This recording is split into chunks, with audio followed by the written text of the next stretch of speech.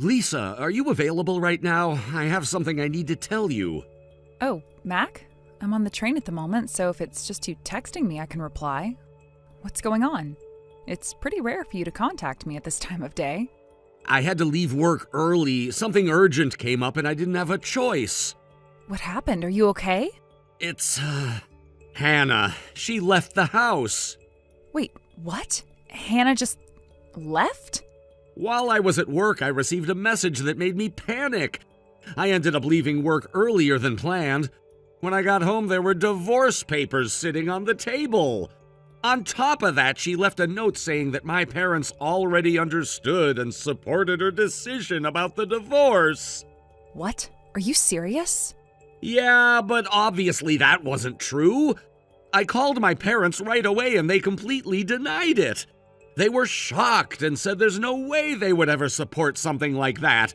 So I thought it was time for me to contact you about this. I see. Well, that makes sense. It would have been strange if they were actually okay with it. After that, I tried calling Hannah's phone multiple times, but I couldn't get through. She won't answer at all. Since you're at the same company as her, I thought you might have noticed something about her behavior or know what's going on. Oh, I'm really sorry, Mac. I actually took the afternoon off today, so I wasn't in the office. I see. Could you try messaging her for me then? I could, but I'm not exactly close with Hannah, right?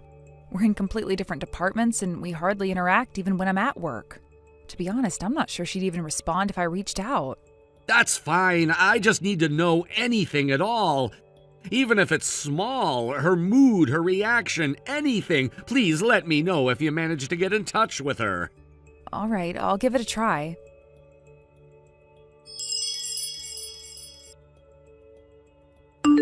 Hannah, hello. Where are you right now? Oh, Lisa. Did Mac reach out to you? Yes, he told me you left the house and left divorce papers behind. He seemed really upset. What's going on? Why did you do something so drastic all of a sudden? Well, from Mac's perspective, I suppose it might look sudden. But for me, this wasn't something that just happened out of nowhere. To be honest, I've started seeing someone else. What? Are you serious? Yes, I know what you're thinking. I can guess exactly what's going through your mind right now. But let me make one thing perfectly clear. I haven't taken things too far with him. There's nothing physical going on between us yet. I'm very aware of the boundaries I need to respect. Then why?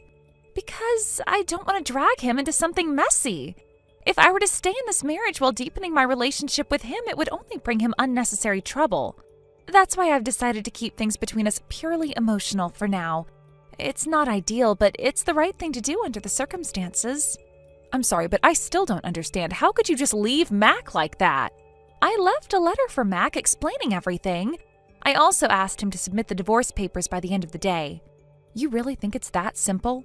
Divorce isn't something you can decide and settle in a single day. I know it's complicated, but I've made up my mind. I'm hoping that Mac will understand eventually. Honestly, I know this will be uncomfortable for you two since we work together. I hope it won't make things awkward between us. If you could continue treating me the same way at work, I'd really appreciate it. Hannah, I think you owe Mac a proper explanation. Don't you think you should sit down and talk to him face to face before making such a life-changing decision? Lisa, I know you're just trying to help, but having a conversation with Mac isn't going to change anything. My decision is final. As far as I'm concerned, when the clock strikes midnight tonight, I'll be single again. And once that happens, I'll be free to truly be with him. Hannah, you can't be serious. Divorce isn't something you can just push through in a single day because you've decided you're done. It's far more complicated than that. Lisa, you're still single. Of course you wouldn't understand the complexities of marriage and what I'm going through. I don't expect you to. Anyway, I really need to get going. He's waiting for me. Hannah, wait, please, just listen for a moment.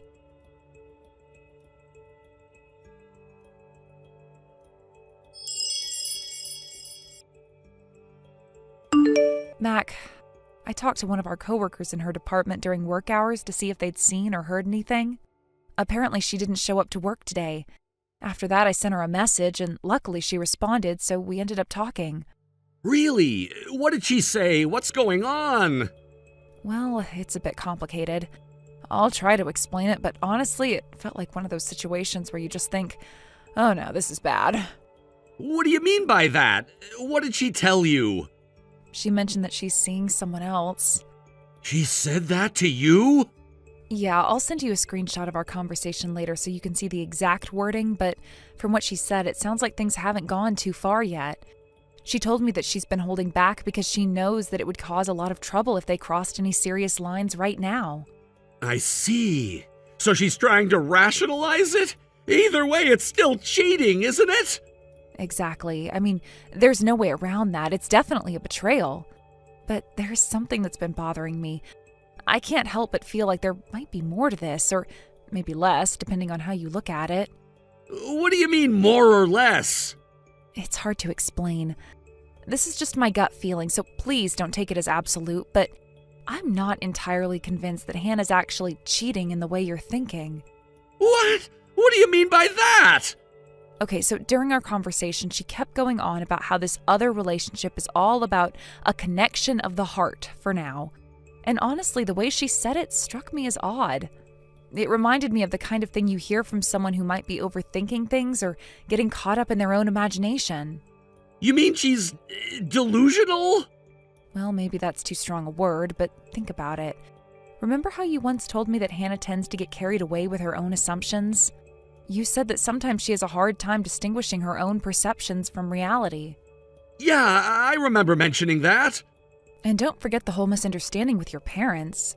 She thought they were on board with her decision to leave, but when you talked to them, it turns out they had no idea what she was talking about. That was a pretty big leap on her part, don't you think? You're right. That situation should have been a red flag. Exactly, and then there's the stuff that happened back when you two got engaged. Didn't she cause some kind of misunderstanding with one of your junior colleagues? Oh yeah, that was a mess. She thought they were saying something about her behind her back, but it turned out she'd completely misinterpreted the situation. It caused a lot of unnecessary drama. Right, so this might be another case of her jumping to conclusions or getting swept up in her own ideas. At work, too. What about at work? Go ahead, you can tell me. Well, Hannah has this reputation among some of the staff. People have told me that she seems to think she's more attractive or desirable than she really is. It's caused some awkward situations. A couple of coworkers even came to me for advice because they didn't know how to handle her behavior. I didn't realize it was that bad. I'm sorry she put you in that position. It's okay, really. Don't worry about me. Still, it feels like this might be part of a pattern. After the incident with your junior colleague, she apologized and promised she'd learned her lesson. I decided to let it go because I believed her when she said it wouldn't happen again. But I made it very clear that if something like this happened a second time, there wouldn't be any more chances. Well, that makes sense, and I appreciate you sharing your thoughts.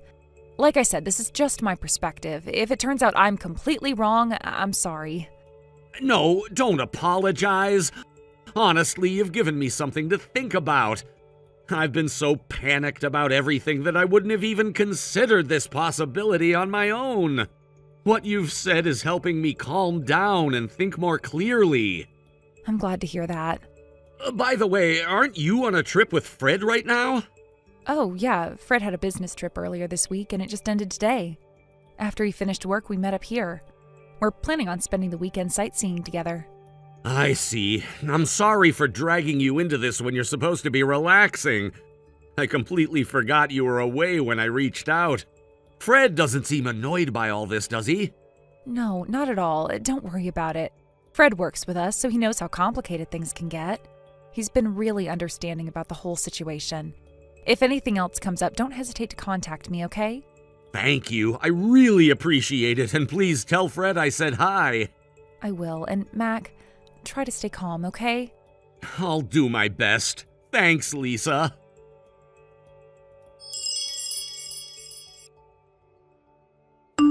Lisa, what's going on? Wait, Hannah? What do you mean, what's going on? You're with my boyfriend? What on earth do you think you're doing? Huh? I'm with my boyfriend, Fred, right now. What's the problem? What are you talking about? Fred is my boyfriend. Huh?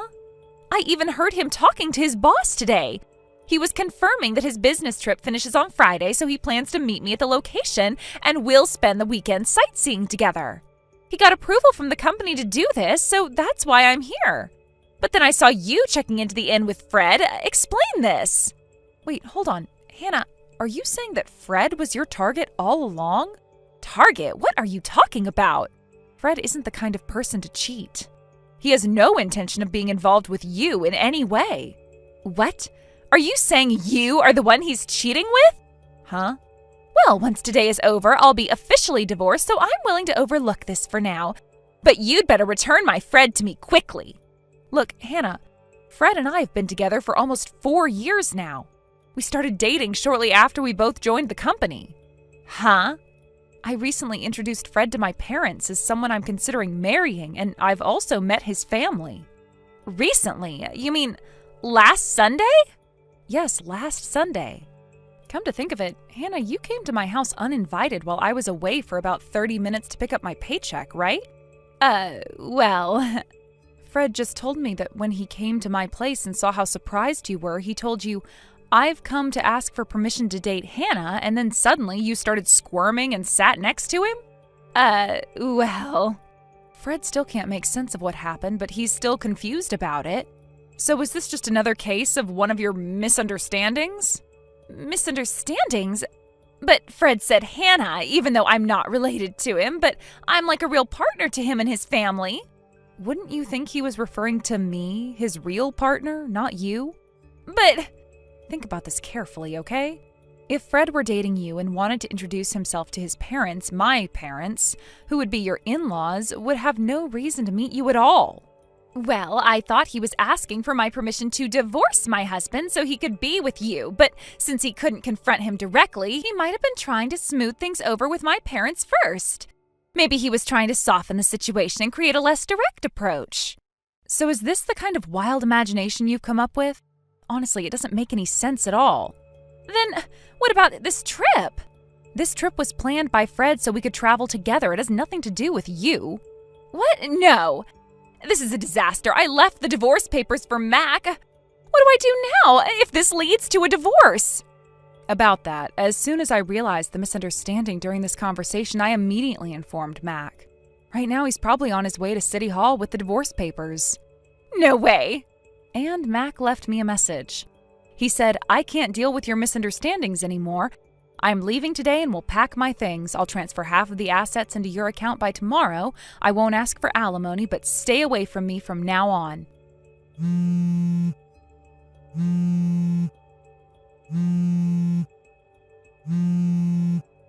Lisa, pick up. I can't reach Mac's phone. He probably blocked you. What? No, stop it. I'm really sorry, but Fred and I both find your advances unwelcome. Please refrain from contacting us from now on. No, you're telling me to stay away after all I've done for you? What have you done for me, Lisa? Tell me, what exactly have you done? I've always been there for you when you were struggling with Mac, when you were unsure about your decisions. I was the one who offered advice. I always listened, didn't I? You came to me for help when you had doubts. How can you just throw all that away? This isn't about what you did for me. It's about what's right and what's happening now. You've crossed a line, Lisa. You've betrayed my trust and gone behind my back. Betrayed your trust? Are you serious?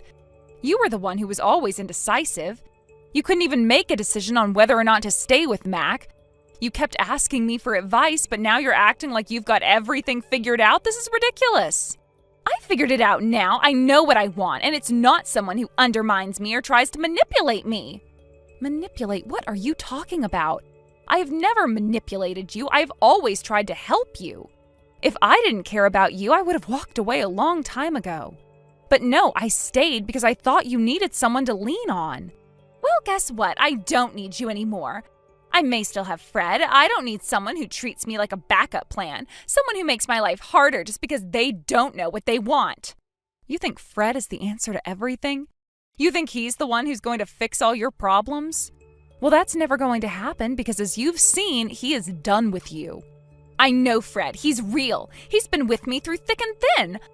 Unlike you, he doesn't cause drama every time something goes wrong. So I'm positive he's not answering my calls because he's really busy with something else. All right, Hannah, say whatever you'd like about Fred and I, but just know that if you continue to try and call and text us, we're going to block you just like Mac. Now, please stop texting me.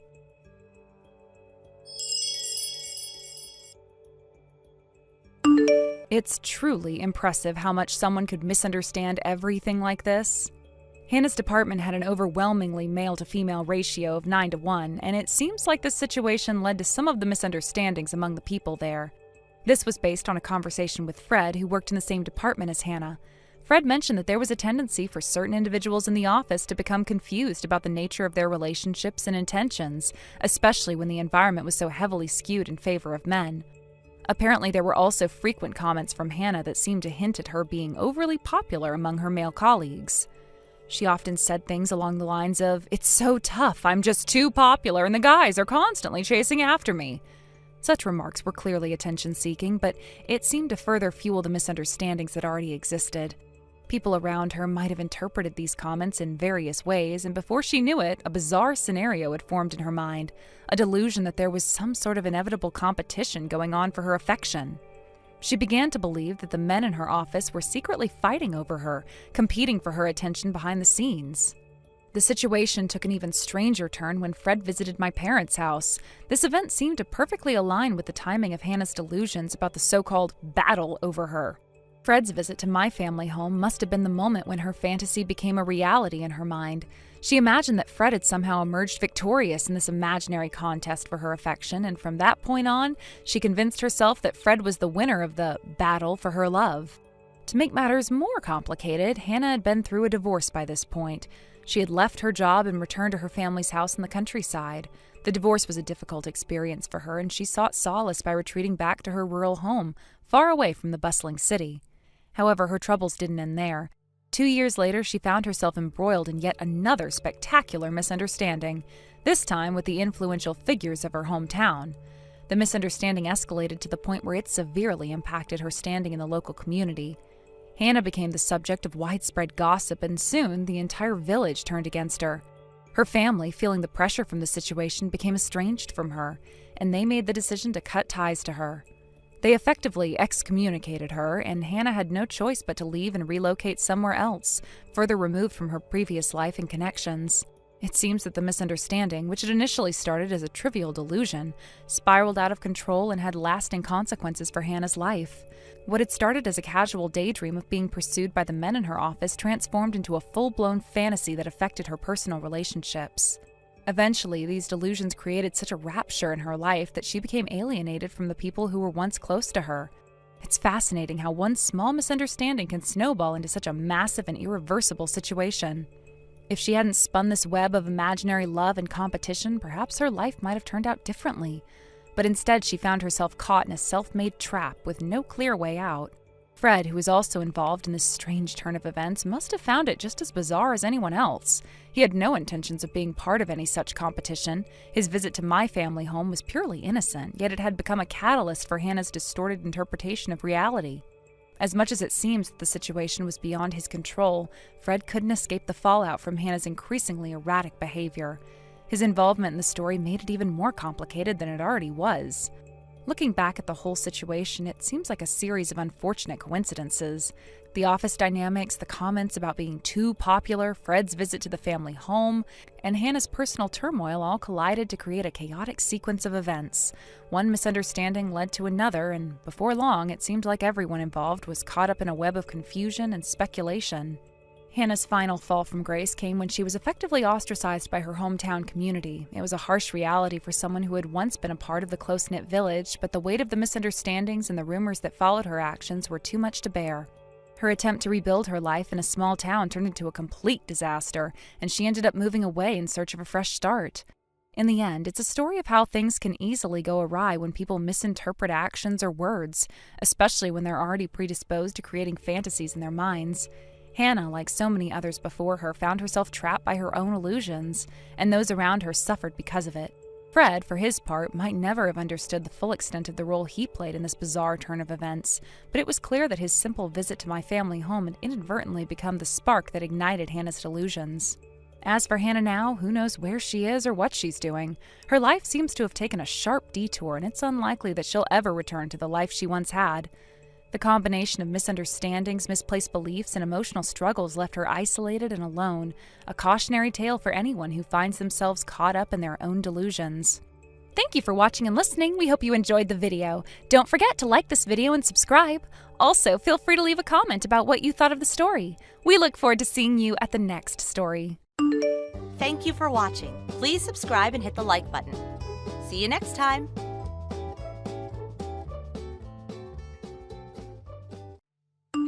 Is this Wade's phone number I'm currently speaking to? Yes, this is Wade. Who's asking? This is Cliff. I borrowed Sam's phone. I'm the one who's been dating Sam for a while now. I see. This is a picture of Sam and me together. It's proof that we've been in a relationship. When was this photo taken? It was taken last month during a trip we went on. Sam told me she was going away on a trip with her old school friends, and she mentioned that she'd be staying overnight at this hotel. So we decided to further proceed with the relationship we had before. Ah, I see. So, based on what you're saying, you are aware that Sam is my wife? Yes, I am aware. That's actually the reason I'm calling. I wanted to talk to you about something important. What exactly do you want to discuss? To put it bluntly, I would like you to divorce Sam. I see. Well, I'm sure you understand, but if a divorce happens, there will be compensation involved. Of course, I'm referring to the fact that I'll be making claims for damages against both you and Sam. Yes, I understand that. I've thought about it, and I'm ready for that. That's why I'm reaching out to discuss things with you. Also, Sam and I have a 3-year-old son. What's your position on that? I would actually prefer if you could take care of him. If that's the case, I will have to request child support from Sam. Yes, I understand. And as her future husband, I will take full responsibility for providing for him. I'll make sure to pay the child support. I understand your point, but just to confirm, does Sam know anything about this situation? No, actually, Sam has no idea about any of this yet. Her birthday is coming up next month, right? Yes, that's correct. Well, here's what I'm hoping for. I would like to finalize the divorce before her birthday so that once she's officially free, I can propose to her as a surprise. I've been waiting for the right moment, and this would be perfect. A surprise proposal, huh? Do you understand my intentions? I'm serious about this. I understand your intentions, and I see where you're coming from.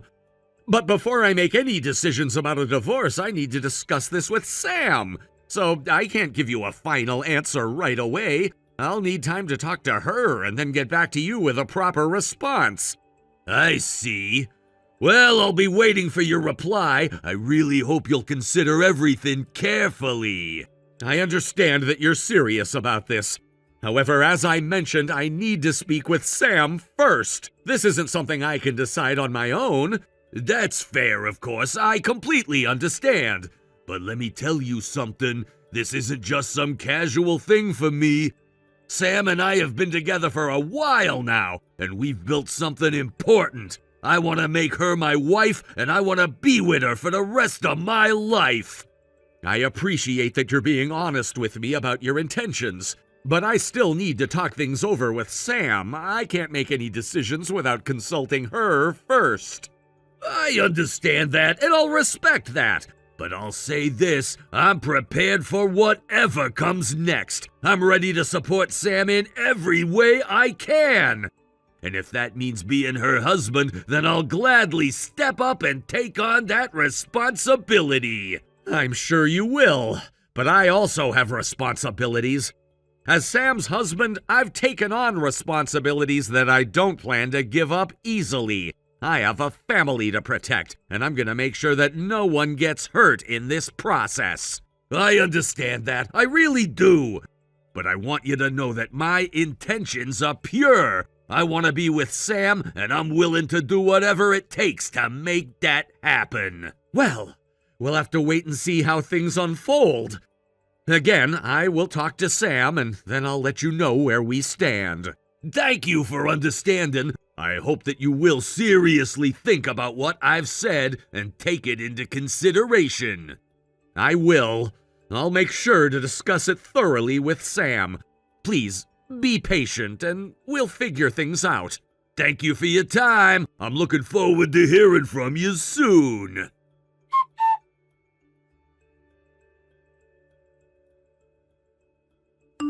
Sam, where are you right now?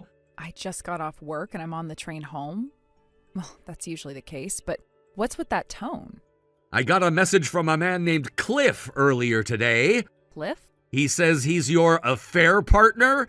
So what's going to happen? Well, He showed me a photo from last month's trip as proof. he went that far?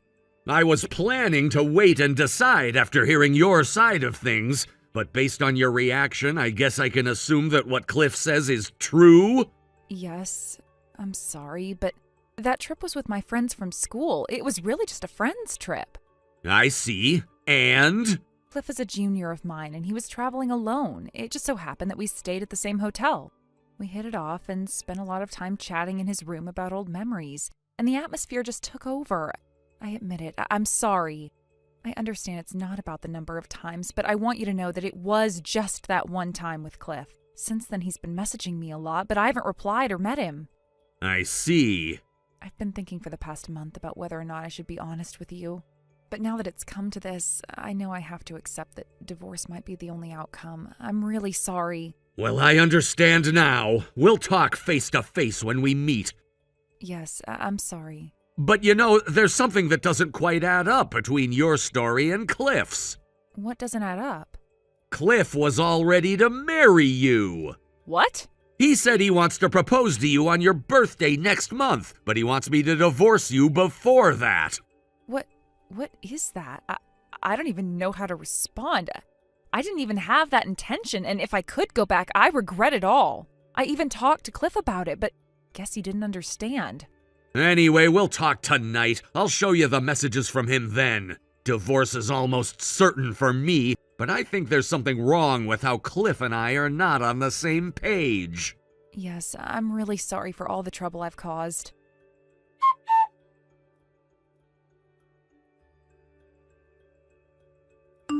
Wade, what do you mean by this? Cliff, it's a pleasure to speak with you.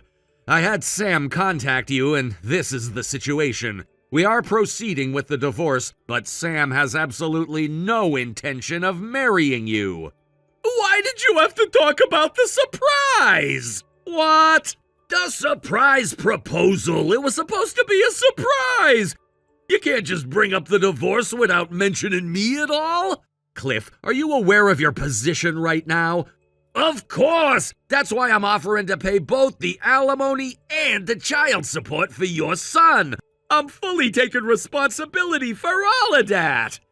However, the issue is that Sam, the person involved, says she considers the whole situation a mistake. She wants to make amends to both me and our son, so she's willing to take care of the alimony and child support herself. She plans to pay from her own money. Understood, then let's do this. What are you suggesting? I'll double the alimony that we initially discussed. How does $600 sound? What? It feels a bit strange to be offering money as compensation for Sam, but there's no choice, right? Wait, hold on. $600? Are you serious? Is that not enough? Fine, let's raise it to $800. Hold on a second. Oh, and we shouldn't forget the child support. So the total amount for both alimony and child support will be $900. Wait! I'm offering such a generous amount that I'm sure Sam will accept it without hesitation. Cliff, let me explain something. Yes? Have you done any research on the typical amounts for alimony and child support? Typical amount? I'm not a professional, so I won't specify an exact amount, but since it was a one-time affair, it will likely be far less than a long-term affair. However, I can tell you that you should expect the number to be 1 digit higher than what you're anticipating. What? So, 900? No, it's the opposite. I've heard that the typical amount could be in the hundreds of thousands of dollars. What? In fact, if it had been a long-term affair, the total could even reach several $100,000. That's completely absurd! As for child support, the typical range seems to be between $200 and $400 per month. That much? Well, Sam has no intention of marrying you, and she plans to take care of the payments herself. You only need to worry about paying the alimony. There's no way that's possible! Huh?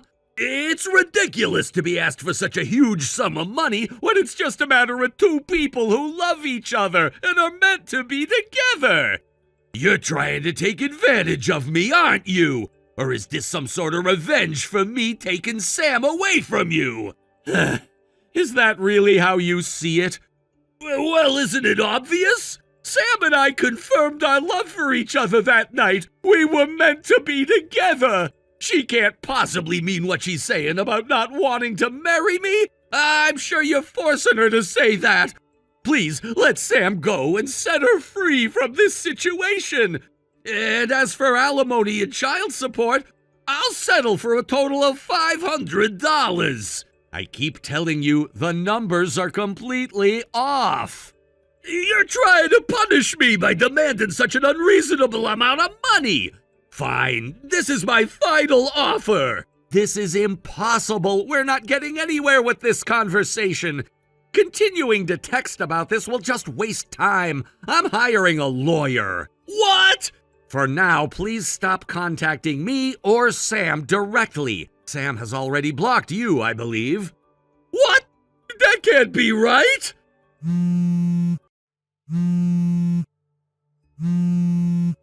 Please, let me speak to Sam. I'm sorry, but from now on, I request that you refrain from contacting either me or Sam. I've confirmed your current address through Sam's friends, so I believe a lawyer will be coming to visit you soon.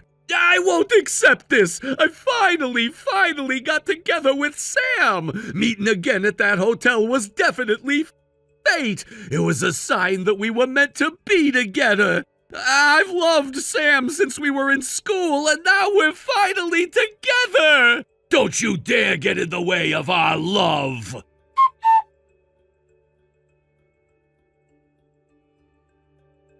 After the divorce from Sam, I was granted custody of our son. The decision wasn't made lightly, and there were a lot of emotional and legal battles we had to face. Sam and I had been through a lot together, and the road to separation wasn't as clear-cut as I had initially hoped. But in the end, after everything settled, I was the one who ended up with custody of our child. Sam had shown a lot of regret for her actions during the marriage, and that was something I didn't take lightly. It wasn't easy, but I decided to be understanding. Sam, realizing the seriousness of her situation and the consequences of her actions, agreed to reduce the alimony she would owe me. This was a significant step because, at one point, I thought the amount she would be required to pay would be much higher. However, we came to an agreement that she would make payments for child support in installments, which allowed us both some breathing room financially. We also decided not to go through with a division of property, meaning that I wouldn't be entitled to a share of her assets. In a way, this was a relief because it simplified the process, though I would be lying if I said it wasn't a little disappointing. The financial arrangements had been difficult to settle, but it was the emotional aftermath of the divorce and dealing with Cliff that took the longest time to sort out. Cliff, who is a key part of our separation, became a significant source of stress and conflict. From what I could gather, he seemed to believe that Sam's reluctance to marry him was somehow tied to our son and me. He thought that the bond I shared with my son was preventing Sam from being able to fully commit to him. This idea came out of nowhere, but it became a huge issue for all of us. Cliff, for reasons I still don't fully understand, became increasingly erratic in his behavior as time went on. There were several incidents where Cliff's behavior escalated. At one point, he made an attempt to abduct our son. I couldn't believe what was happening. I never thought something like that would happen to us. He tried to take my son, and it was all too much. That was when I realized that things had gone too far, and I had to take action to protect both myself and my child.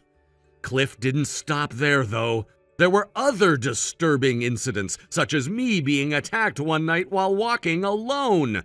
I was injured, though not severely, but the fear and trauma I experienced from those events stayed with me long after the physical wounds had healed. These incidents were too much to handle, and I knew I had to protect my son and myself.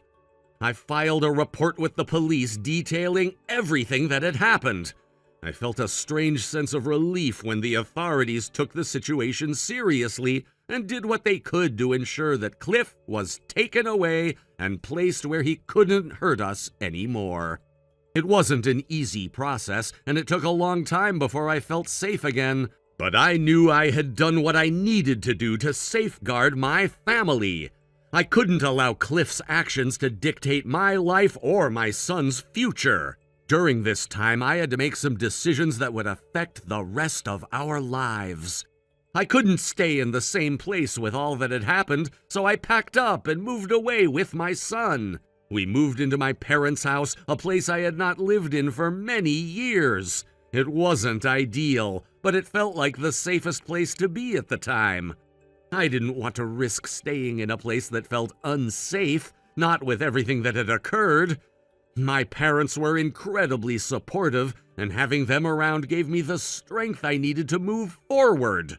They helped me and my son settle in, and it felt comforting to know that we were surrounded by people who cared about us. Sam, for her part, also decided to move out of the home where she had been living. She went back to her parents' house, which wasn't a decision I expected her to make, but it was probably for the best.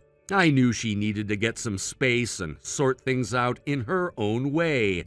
The situation was difficult for everyone involved, and we all needed time and space to heal. It wasn't just about me and Sam anymore. It was about our son and what was best for him.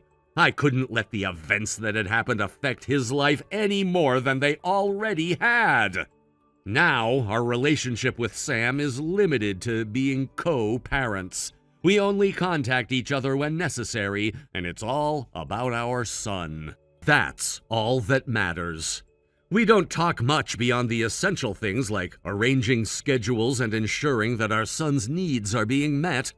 While I wish things had turned out differently, I know that this is the best course of action for everyone involved. We've both had to make sacrifices, but at least now we're both focused on what's most important. As for Cliff, things have been quiet for a while. I'm not sure what happened with him after everything ended, but I know that I did what I could to keep him away from my family. His parents, who were probably just as shocked by his actions as I was, reached out through their lawyer to apologize for the way things unfolded.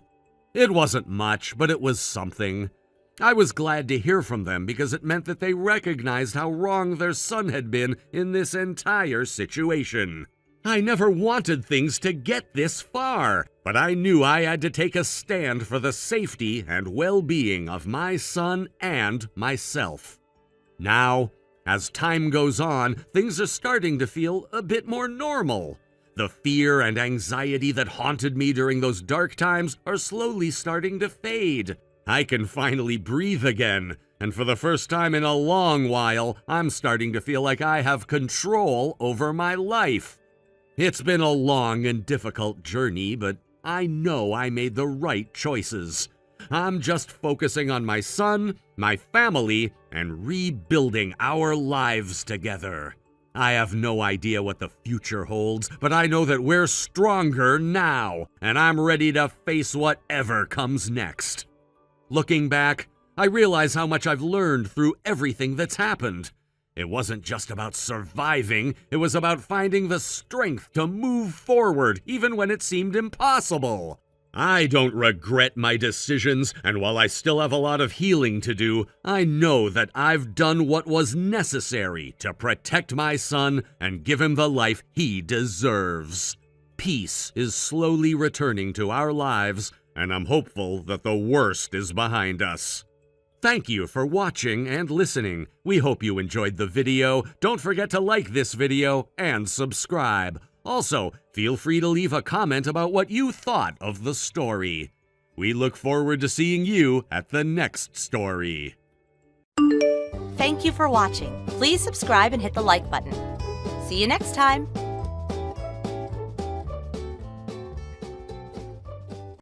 Hey, Alexis, where are you going? Why did you leave before me? I was planning to have you cover my part of the bill. Seriously, come back here right now.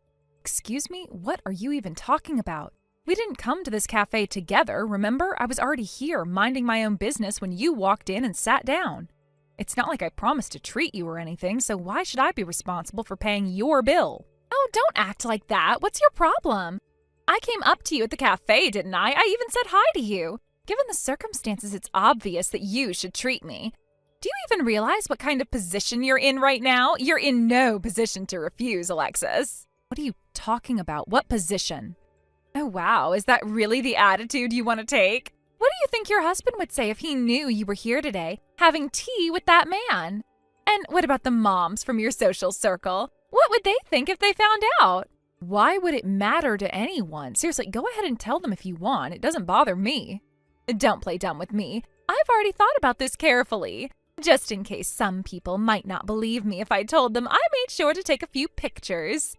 That's right, I've got photographic proof, so no matter what excuses you try to come up with, there's no way you can deny this now. Get it? I don't think you understand. I haven't done anything that would require me to deny or hide. Even if you try to spread rumors about me, it won't hurt me in the slightest. I'm not worried about it at all. Wait, what? Are you serious right now? Wow, to hear you say that. Wait a minute, could it be? Oh, I see how it is now. What are you going on about? So that's what's going on. You're saying it doesn't even matter if people find out about your affair, huh? You've reached the point where even if the truth comes out, it won't make a difference to you. Affair? What are you talking about? I'm not having an affair. Oh, please, you don't have to hide it anymore. The man you were sitting with at the cafe, he had that dashing, slightly older vibe, didn't he? He looked like the kind of guy who could sweep someone off their feet. Listen to me, that man is not my lover, okay? I was meeting with him for work, that's all, nothing more. Oh, sure, work, huh? That's such a typical excuse. You really expect me to buy that? I'm serious. Can you please just listen to what I'm saying for once? You're not even giving me a chance to explain. This isn't a conversation anymore. You're just talking over me at this point. But anyway, let's not dwell on that for too long. Your husband, his family runs a company, doesn't he? And your child is a girl, right? So if I were to marry your husband, that would automatically make my son Russell the heir to their family business, wouldn't it? Holly, what are you even talking about? Oh, it's all starting to make sense now. I should probably start preparing my divorce papers. Wait, hold on. What? Where is this coming from? Oh, I haven't mentioned this before, have I? Actually, my marriage has been on shaky ground for a while now. Divorce has come up as a possibility, but I've been hesitant to move forward because of financial concerns. But now this is my golden opportunity. If I marry your husband, not only will I have financial stability, but I'll also be stepping up in life. It's like hitting the jackpot. Holly, seriously, stop and listen to me.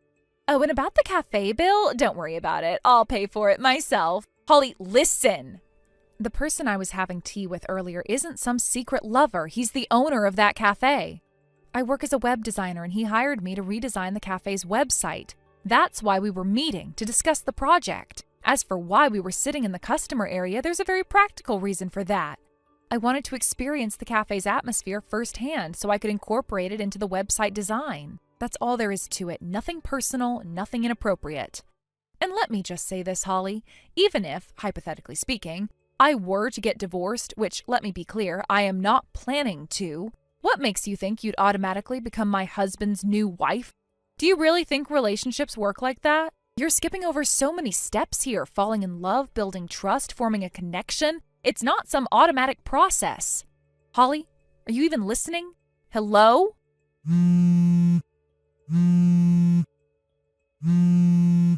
Why aren't you answering? You haven't even opened my messages yet. I really hope you're not doing something impulsive. Holly, please, just think things through, okay?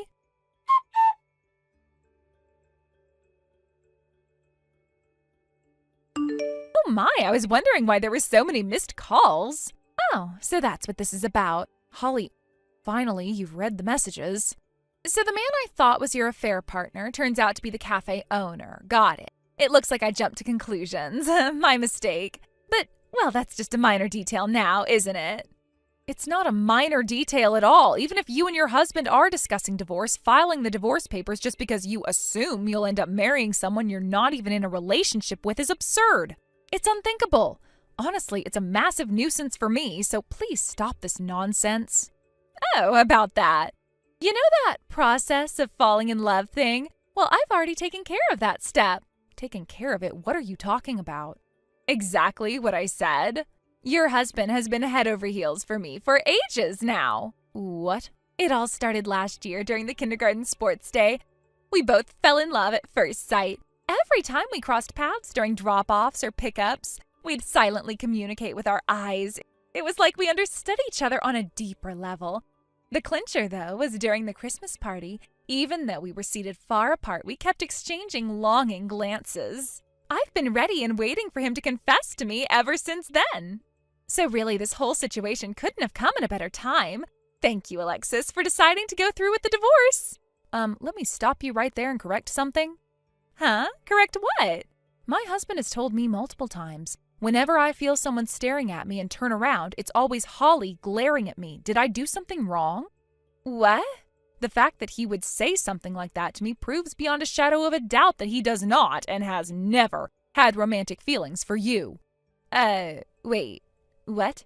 Also, Holly, let's take a moment to really think this through, shall we?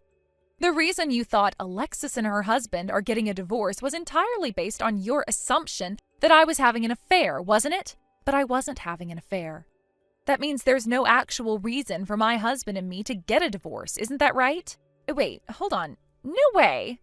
Oh, but still, meeting one-on-one with the cafe owner is super suspicious. My husband was with me at the cafe, sitting at the next table the whole time. What?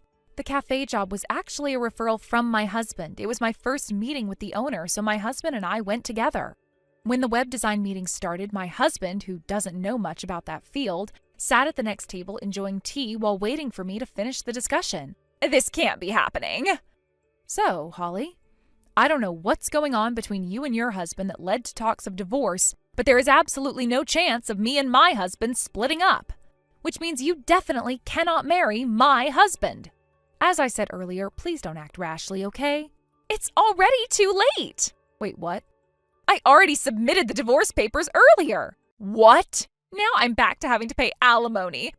I was planning to rely on your husband's income after marrying him, and now everything is ruined. Everything. Ah, so you were the one being asked to pay alimony. Do something! I mean, this is entirely your problem, not mine, right? You're my friend! Holly, let me lay it out for you. You jumped to the conclusion that I was having an affair. You assumed my husband had feelings for you. Then you built on those assumptions, adding layers of misunderstanding and delusion. Finally, you've somehow ended up blaming me for your divorce, saying it's my fault. It's because you did something misleading, like having a business meeting in a cafe. My husband was literally sitting at the next table. There was nothing misleading about it. What? Details don't matter now. Just fix this for me. Listen, do you even realize that you haven't apologized to me even once? Something like that? Yeah, I'm done. I won't be associating with you anymore. Wait, hold on a second. I'm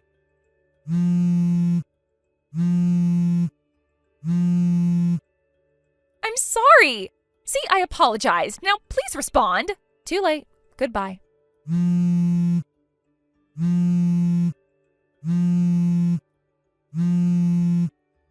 Alexis, answer me.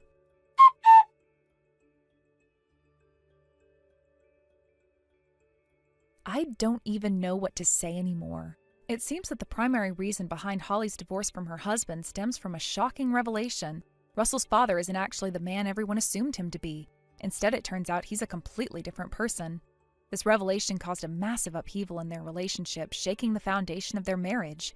What makes matters even more complicated is that the identity of Russell's real biological father remains completely unknown. No one has been able to determine who he is, and it seems unlikely that this mystery will ever be solved. The uncertainty and unresolved nature of this issue added layers of tension and mistrust to an already fragile relationship. For the longest time, Holly was unwilling to proceed with the divorce. Despite the truth coming to light and the deep rift it caused between her and her husband, she clung tightly to the marriage. Perhaps it was a desperate attempt to maintain some semblance of stability or to avoid the social stigma of being a divorced woman. Whatever her reason, she refused to let go. Her husband, on the other hand, had reached his breaking point. The revelation had been too much for him to handle, and the idea of staying in a marriage built on lies was unbearable. However, even with his resolve to end things, the process of divorce proved to be a long and grueling ordeal. Holly's refusal to cooperate dragged things out unnecessarily, creating a tense and emotionally draining situation for both parties. At some point, Holly's husband, exhausted and resigned, decided that he had no choice but to accept the fallout of this situation, even if it meant enduring significant emotional and financial strain. He had described it as bracing himself for a dramatic downturn in his life, fully prepared to face the hardships that would come with leaving the marriage. Just when he had steeled himself for this challenging journey, an unexpected incident occurred that seemed to simplify everything. The details of this incident remain unclear, but whatever it was, it acted as a catalyst for the divorce to be finalized swiftly. What had once seemed like an insurmountable hurdle suddenly became a relatively smooth and straightforward process.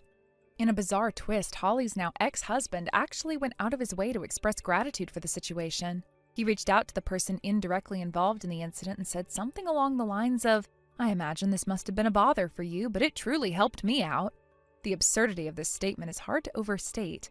Imagine being in a situation so convoluted that the person escaping a deeply troubled marriage feels compelled to thank someone for their indirect role in resolving the mess. It's a testament to just how surreal and tangled the entire ordeal has become. After the divorce was officially finalized, one might have expected Holly to accept the outcome and move on with her life. However, that was far from the case. In the aftermath of their separation, Holly made numerous attempts to reconcile with her ex-husband. She pleaded with him, made emotional appeals, and tried to convince him to give their relationship another chance. It was clear that she wasn't ready to let go of the life they had built together, no matter how flawed or fractured it had been. Despite her efforts, her ex-husband remained resolute. He had made up his mind to move forward, and he was determined not to be drawn back into the chaos that their marriage had become.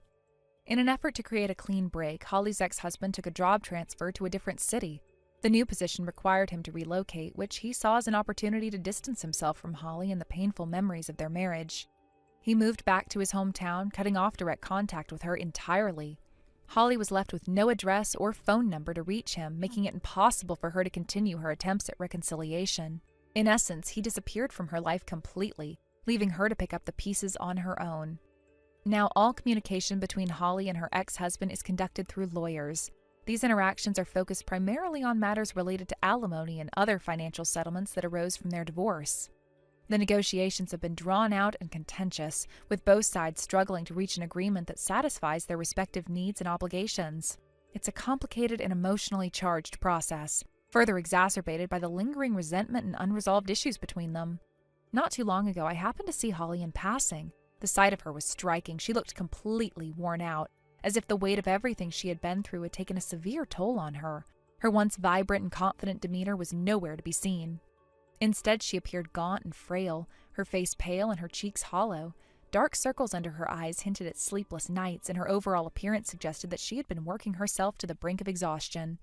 Whether it was to cover the expenses that came with the divorce or simply to keep herself afloat in the aftermath of everything that had happened, it was clear that she was struggling. It's difficult to see someone in such a state, especially when you know the person they used to be. Holly was once a woman who exuded energy and self-assurance, someone who seemed capable of handling anything that came her way. To see her reduced to this fragile version of herself is a stark reminder of how quickly life can change and how even the strongest among us can be brought low by unforeseen circumstances. Despite everything, there is a sense of inevitability about what Holly is going through. The choices she made, the secrets she kept, and the way she handled her relationships all played a role in shaping her current situation. While it's natural to feel some measure of pity for her, it's also important to acknowledge that actions have consequences. Life has a way of teaching us lessons, often in the most unforgiving ways possible. Holly's current struggles seem to be one of those lessons playing out in real time, a reminder that the truth has a way of surfacing no matter how deeply it's buried, and that the decisions we make can have far-reaching effects. As I reflect on everything that's happened, I can't help but wonder what the future holds for Holly. Will she find a way to rebuild her life and regain some sense of stability, or will the weight of her past mistakes continue to drag her down? It's hard to say. For now, all I can do is hope that she finds the strength to move forward and create a better life for herself, one where she can learn from her past and make choices that lead to a more fulfilling and peaceful life. However, the road to recovery for Holly is going to be anything but easy. There's a deep emotional burden she must grapple with, a sense of failure that will likely haunt her for years to come. In her quieter moments, I imagine she must reflect on what went wrong, the missteps that led her down this painful path, and wonder whether things could have been different. Regret is a heavy companion, one that often arrives when damage has already been done, and I suspect Holly will have her fair share of sleepless nights spent reflecting on everything that transpired. In time, Holly may come to terms with her choices. Perhaps she'll find some solace in the understanding that, despite the collapse of her marriage, she is still capable of rebuilding her life. After all, many people emerge from difficult relationships stronger and more resilient. However, she'll need a great deal of support, and there may be moments of solitude where she faces the full weight of what's been lost. It's important that she finds the right people to lean on, those who will offer encouragement and guidance without judgment. The process of healing takes time, but with the right mindset, it is always possible.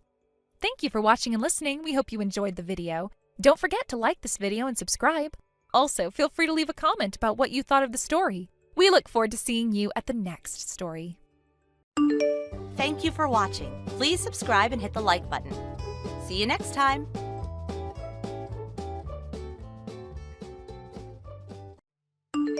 Penny, it's been a while. Are you doing all right? What, Anna? Huh?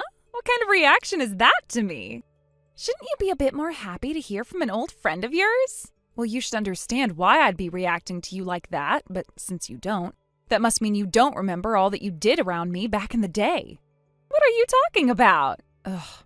Do you have a reason for talking to me again? I would really like you to hurry this up and tell me what you want. Oh, that's right. Well then, let me get right to it. Actually, I'm pregnant with your husband's baby. What? My husband's baby? Wait, who are you talking about? Oh, come on now. I'm talking about your company president husband, Penny. Jack. What? Jack? That's right. In other words, I got a very good taste of your husband these past few weeks, and now I am carrying our baby. Hold on a second. Anna, didn't you get married just last year or something? You were going all over bragging about how you'd be getting married to an elite from a very powerful company based in New York City, right? Whatever happened to him? Oh, you're talking about that? He and I broke up. Well, I should probably say divorced, but we weren't together all too long, so it just felt like a breakup. What? Why? Why did you divorce him after all that bragging? Oh, you don't know the reason behind it? The reason for that was because I started to go out with Jack. What? I didn't want for my last man to start throwing a fit about how I'd be cheating on him, because then he'd want something like a settlement from me. So I gave him some fake reason and then told him I was leaving. And right after that was when I got into bed with Jack. Well, I suppose that this time I'll have to pay you some kind of settlement, but that's where Jack will step in and help pay it off for me.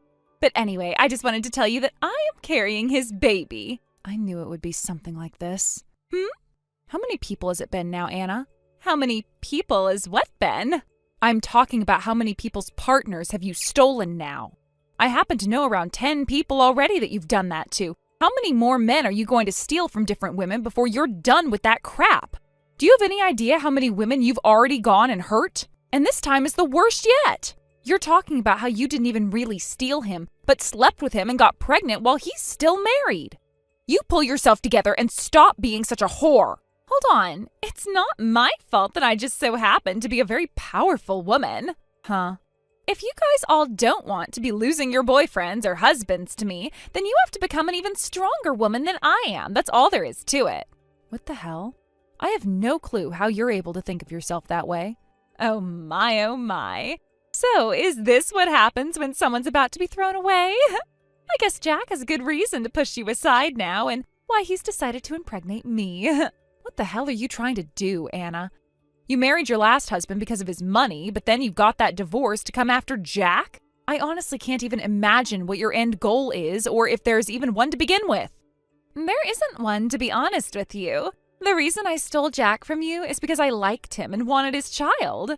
I only ever go out of my way to steal a man from someone else once I've started to like them. Well, if you want a word that describes it, let's call it my love instinct. Well, how about instead of listening to whatever love instincts you have going on there, you start to think about the ethics of what you're doing? Now, since I've gone and proved to you that I've stolen your husband, would you please take your sorry butt and move out of that gorgeous mansion for me? What? Oh, I can't believe it's already happening. I never thought that I'd be able to get myself a man that would offer me such a wonderful mansion to go live in. This is like a dream come true. Oh, and don't forget to divorce him when you get the chance. I don't care how much of a sore loser you want to be. Get that divorce so that you're not hampering my marriage to him.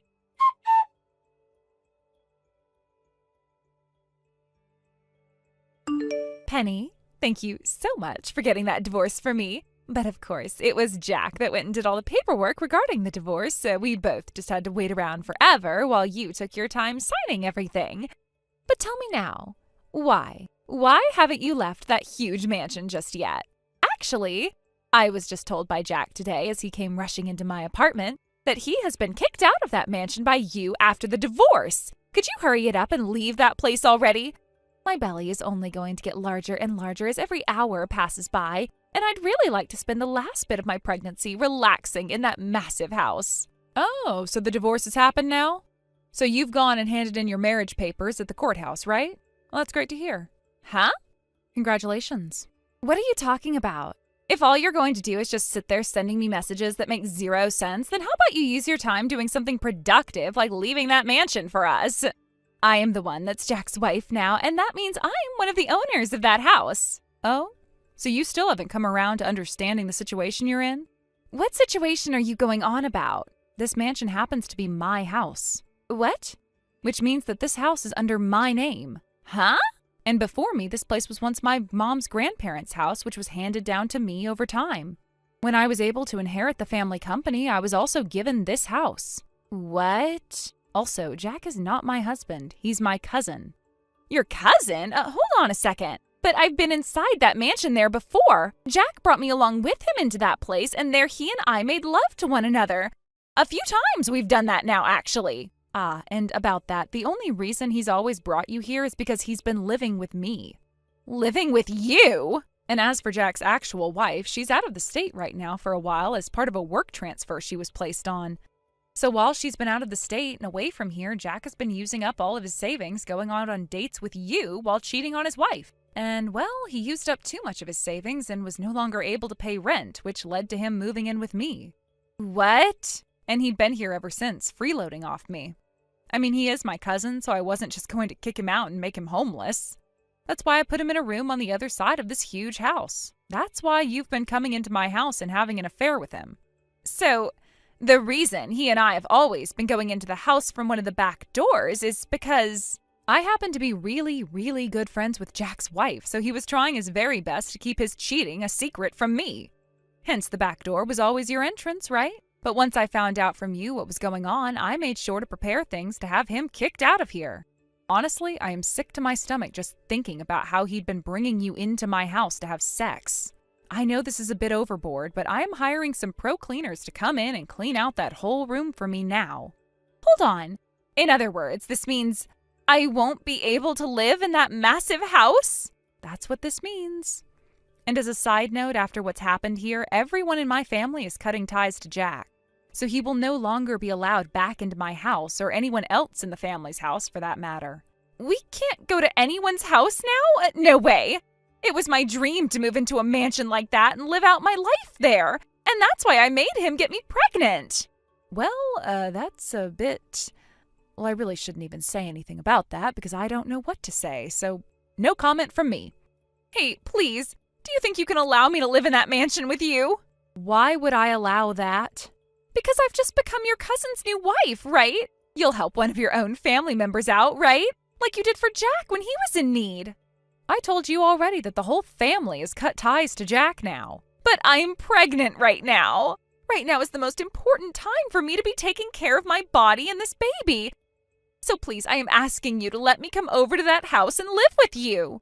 Well, whether I was going to allow something like that or not, pretty soon here I'll be out of this mansion myself. Huh? But that place is under your name still while you're gone, right? Why can't I come live there while you're gone? Because someone else is buying this property off of me. What? You're selling the place? Yep.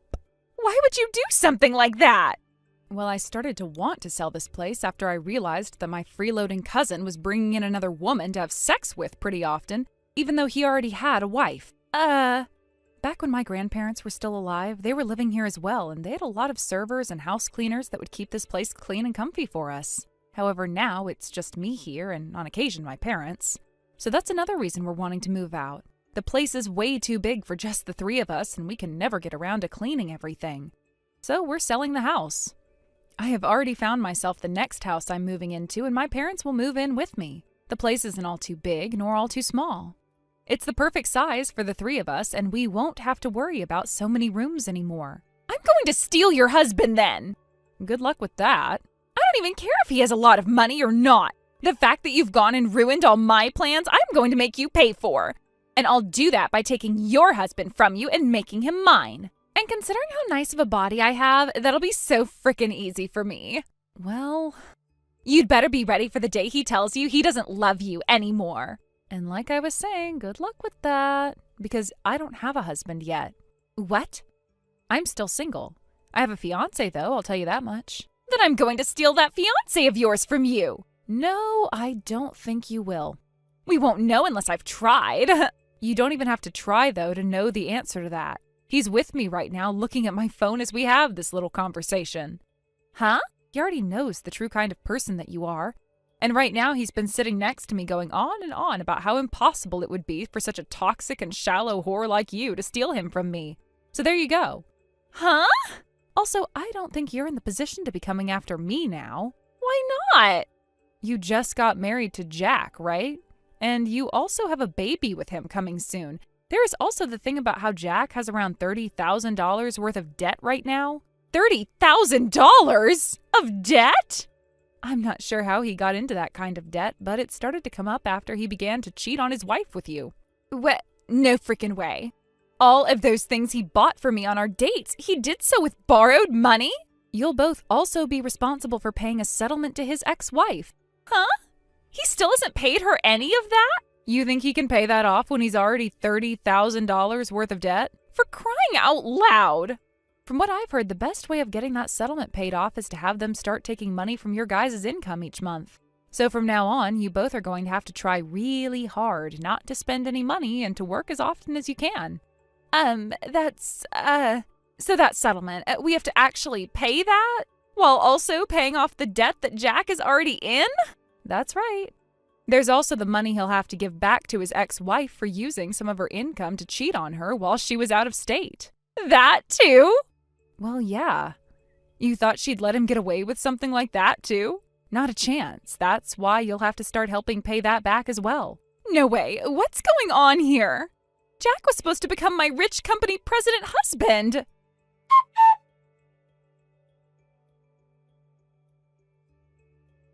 Somehow, after everything that happened, Jack decided to go ahead with a plan that he had kept to himself. He didn't tell Anna about it at all.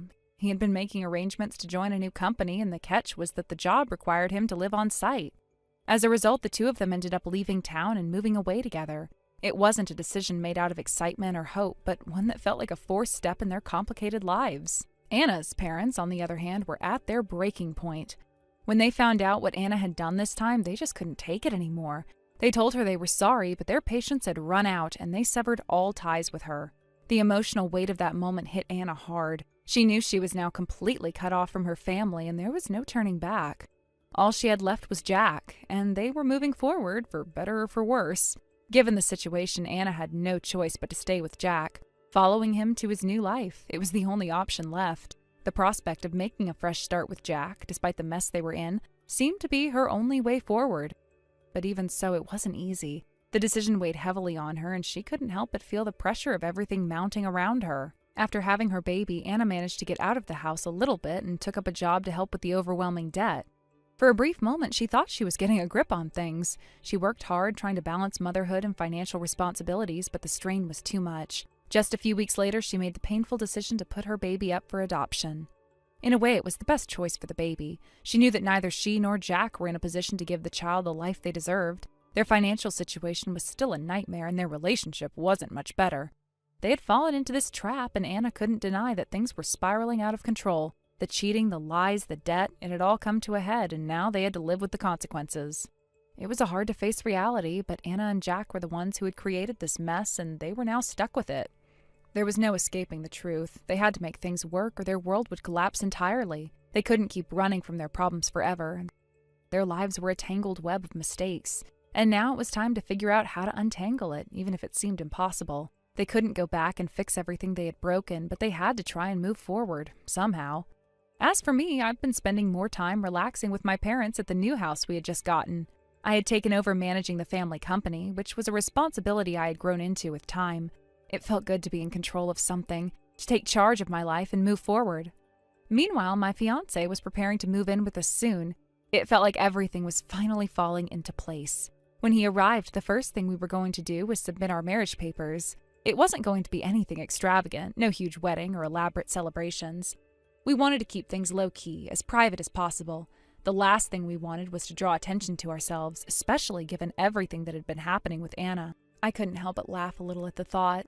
The idea that Anna might hear about us getting married and somehow try to come back into the picture, coming after my fiancé, seemed almost too ridiculous to entertain. But then again, nothing about her actions had seemed reasonable lately. I didn't put it past her to try something desperate, but that didn't matter now. My fiancé and I were moving forward, and we weren't going to let anyone from the past interfere with that. Things were falling into place for me, but I couldn't ignore the mess that Anna and Jack had made of their lives. They had made their choices, and now they were left to deal with the fallout.